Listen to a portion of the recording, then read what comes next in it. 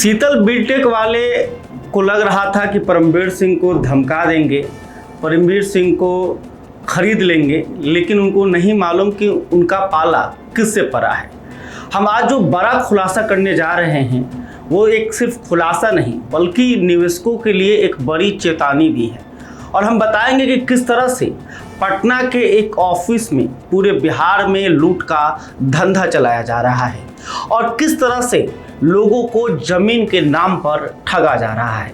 और आज सिर्फ शीतल बिल्टेक की बात होगी और उस फजल इमाम कॉम्प्लेक्स की बात होगी कि जिसके जरिए बिहार के हजारों लोगों की गाढ़ी कमाई को इन्होंने लूटा है।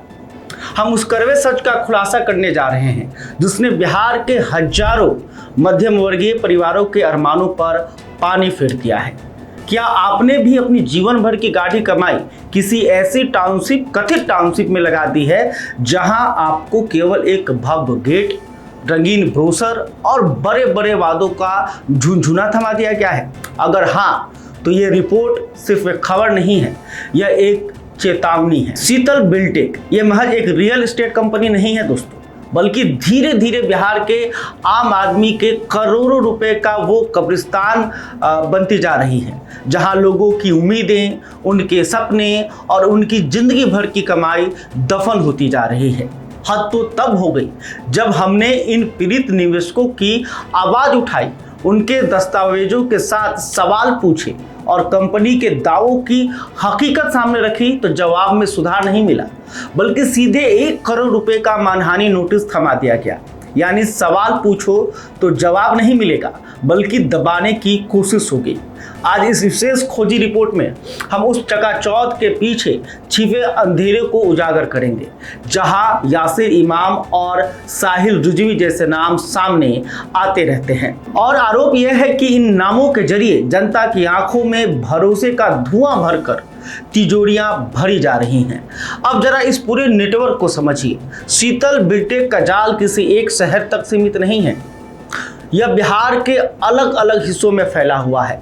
पटना का बिहटा, सारण का सोनपुर और मिथिला का केंद्र दरभंगा, इसके अलावा और भी शहर हैं, लेकिन अभी इन 3 शहरों की हम चर्चा करते हैं। तीनों जगह अलग अलग नाम हैं, लेकिन कहानी एक जैसी है। शीतल ग्रीन वाटिका बिहटा, शीतल ग्रीन सिटी सोनपुर और ग्रीन सिटी दरभंगा। नाम बदलते हैं लेकिन सपना वही बेचा जाता है। यहाँ आपका घर होगा, यहाँ शहर बस रहा है और लोग उस सपने में अपनी जिंदगी की कमाई डाल देते हैं। अब कागजों की दुनिया में चलते हैं। दरभंगा का ग्रीन सिटी प्रोजेक्ट रेरा में register, project number BRERAP 009541। Status क्या दिखाया गया? यहाँ पर कंप्लीट लिखा गया है, यानी कागज कहता है कि शहर बस चुका है, लेकिन जमीनी हकीकत क्या है?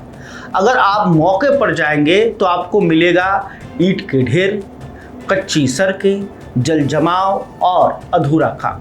यानी कागज पर शहर बन गया, लेकिन जमीन पर अभी भी खालीपन है। बिहटा का प्रोजेक्ट जानते हैं कब से चल रहा है? 2017 से चल रहा है, लेकिन आज भी ऑनगोइंग की कहानी सुनाई जाती है। तो सवाल यह है कि रेरा का इस्तेमाल भरोसा दिलाने के लिए हो रहा है या भ्रम पैदा करने के लिए?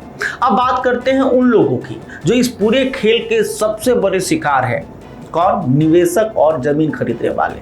किसी ने 10 लाख रुपए लगाए, किसी ने 25 लाख, किसी ने अपनी पूरी जिंदगी की बचत लगा दी, किसी ने खेत बेचकर यहाँ पर इन्वेस्ट किया, किसी ने गहना गिरवी रखकर पैसे यहाँ पर लगाए, सिर्फ इस उम्मीद में कि अब अपना घर होगा।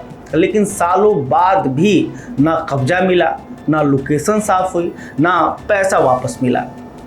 बिहटा में एक निवेशक प्रशांत भारद्वाज हैं, उनका इंटरव्यू मैंने चलाया था। अगर आपने नहीं देखा है तो जाके मेरे चैनल पर देखिएगा।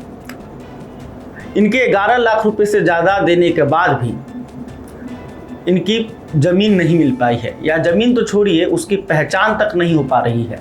सोनपुर में 2 भाइयों के 25 लाख और 10 लाख रुपए फंसे हुए हैं, वो भी पिछले 8 से 10 साल से। रजिस्ट्री 2018 में हो चुकी है, लेकिन ज़मीन आज भी कागज में ही है। और सबसे दिलचस्प और शायद सबसे चिंताजनक बात, जो डायरेक्टर पहले निवेशकों के आगे पीछे घूमते थे, आज वही लोग बॉडीगार्ड और बाउंसरों के घेरे में रहते हैं। फोन नहीं उठाते, ऑफिस में मिलना इन्होंने बंद कर दिया है और निवेशक वो फाइल लेकर बेचारा दर दर भटक रहा है। अब आपको स्क्रीन पर जो दिखाने जा रहे हैं उसको ध्यान से देखिएगा। यह सिर्फ एक कागज नहीं है दोस्तों, यह उस सिस्टम की कहानी है जिसमें एक एफआईआर दर्ज होती है।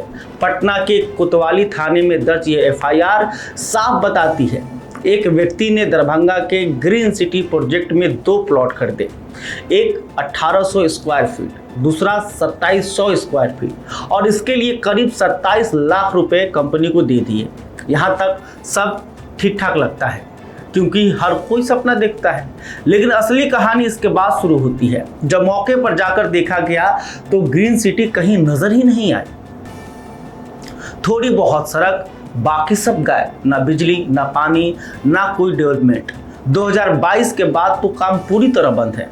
अब जरा ध्यान दीजिए, जब निवेशक ने अपना पैसा वापस मांगा तो जवाब मिला काम हो जाएगा, थोड़ा इंतजार करिए। काम हो जाएगा वो समझ रहे हैं क्या कहना है कि काम हो जाएगा, थोड़ा इंतजार करिए। लेकिन एफआईआर के अनुसार ना काम हुआ ना पैसा वापस मिला, बल्कि पैसे वापस करने के नाम पर और पैसे तक मांगे गए।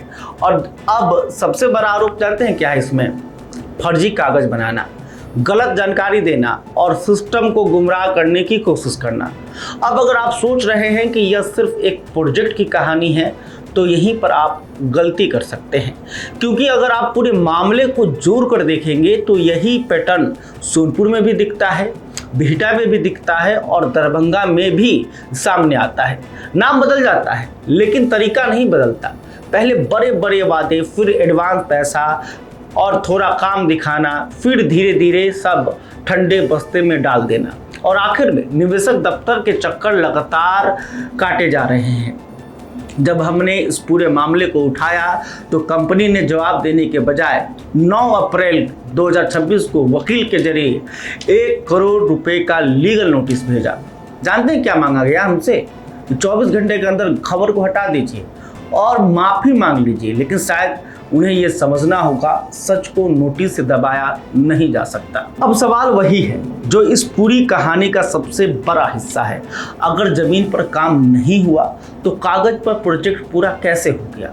अगर लोगों को कब्जा नहीं मिला तो रजिस्ट्रेशन कैसे हो रहे थे? और अगर शिकायतें लगातार आ रही थी तो सिस्टम और रेरा क्या कर रहा था?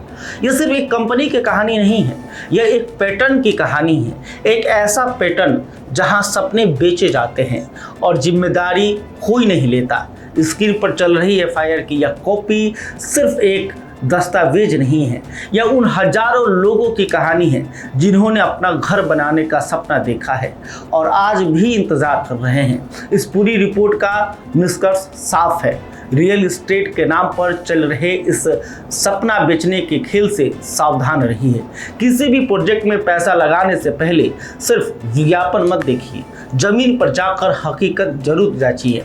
अगर आप भी ऐसे किसी मामले के शिकार हैं तो चुप मत बैठिए, क्योंकि आपकी चुप्पी ही इनका सबसे बड़ा हथियार है। अगर आपके साथ भी कुछ गलती इन्होंने की है तो आप हमारे नीचे दिए गए नंबर पर संपर्क कर सकते हैं। आप कमेंट के जरिए भी हमसे संपर्क कर सकते हैं और खुलकर सामने आइए, तभी इन जैसे लोगों का सही इलाज हो सकता है। बहुत बहुत धन्यवाद। वीडियो पसंद आए तो इसे लाइक और ज्यादा से ज्यादा शेयर करें। हमारे चैनल को सब्सक्राइब करना न भूलें ताकि आपको हर जरूरी खबर सबसे पहले मिल सके। अगर आप किसी खास विषय या मुद्दे पर वीडियो देखना चाहते हैं तो कमेंट करके जरूर बताएं। आपकी राय हमारे लिए बेहद अहम है।